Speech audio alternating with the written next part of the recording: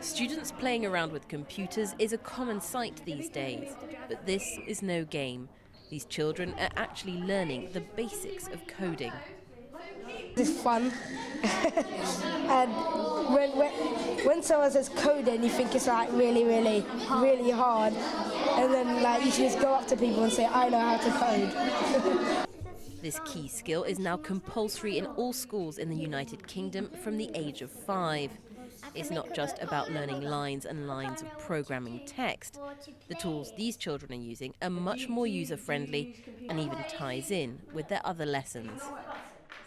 So our Year 6 children have been learning to code using a program called Scratch, and they're designing a labyrinth for the Minotaur because they're learning about ancient Greece. So, you know, it's fantastic. Yes, it's a bit scary for teachers because it's something that they've not done in the past.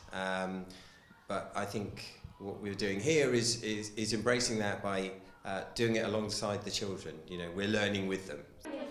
The government overhauled the computing curriculum after industry figures warned that children were not learning the skills they needed to compete in the 21st century. The hope is that these children will find jobs in the information technology sector worth £58 billion annually. The UK is predicted to have a deficit of 249,000 technology workers by 2020. I think that everybody sees it as a challenge.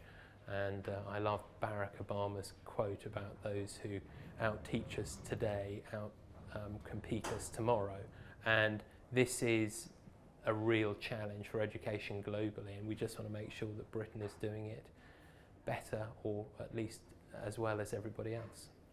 Other countries are already considering similar classes.